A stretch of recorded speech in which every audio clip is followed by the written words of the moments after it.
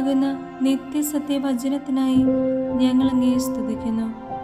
യേശുവേ, അങ്ങയുടെ പരിശുദ്ധാത്മാവിനെ നൽകി അങ്ങയുടെ മാഹാത്മ്യം കാണുവാൻ ഞങ്ങളുടെ ഉൾക്കണ്ണുകളെ തുറക്കണമേ.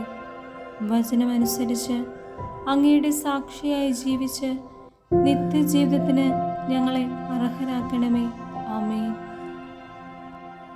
സങ്കീർത്തനങ്ങൾ 34 അധ്യായം 1 മുതൽ തിരുവചനങ്ങൾ. ദൈവത്തിൻ്റെ സംരക്ഷണം.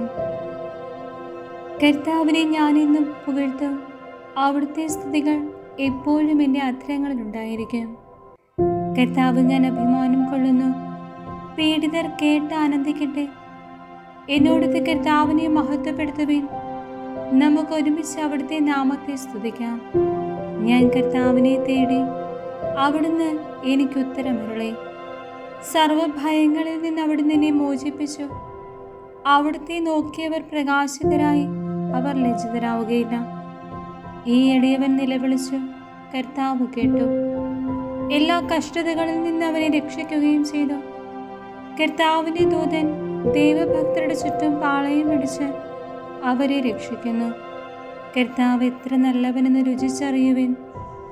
അവിടുത്തെ ആശ്രയിക്കുന്നവൻ ഭാഗ്യവാൻ.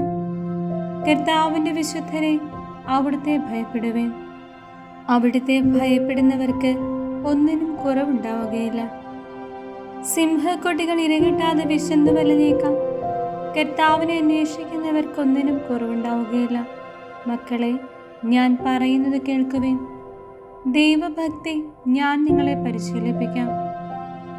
ജീവിതം ആഗ്രഹിക്കുകയും സന്തുഷ്ടമായി ദീർഘായുസ്സ് അഭിലഷിക്കുകയും ചെയ്യുന്നുവോ?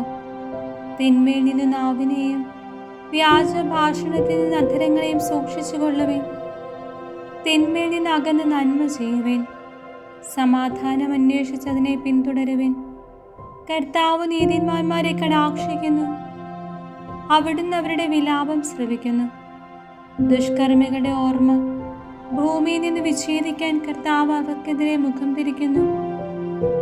നീതിമാന്മാർ സഹായത്തിന് നിലവിളിക്കുമ്പോൾ കർത്താവ് കേൾക്കുന്നു.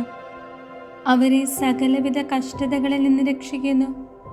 ഹൃദയം നുറുങ്ങിയവർക്ക് കർത്താവ് സമീപസ്ഥനാണ്. മനമുരുകിയവരെ അവിടുന്ന് രക്ഷിക്കുന്നു. നീതിമാന്റെ ക്ലേശങ്ങൾ അസംഖ്യമാണ്. അവയിൽ നിന്നെല്ലാം കർത്താവ് അവനെ മോചിപ്പിക്കുന്നു. അവൻ്റെ അസ്ഥികളെ കർത്താവ് കാത്തു സൂക്ഷിക്കുന്നു. അവയിൽ ഒന്നുപോലും തകർക്കപ്പെടുകയില്ല. തിന്മ ദുഷ്ടരെ സംഹരിക്കും. നീതിമാന്മാരെ ദോഷിക്കുന്നവർക്ക് ശിക്ഷാവിധി ഉണ്ടാകും. കർത്താവ് തൻ്റെ ദാസരുടെ ജീവനെ രക്ഷിക്കുന്നു. അവിടുത്തെ ശരണം പ്രാപിക്കുന്നവർ ശിക്ഷയ്ക്ക് വിധിക്കപ്പെടുകയില്ല.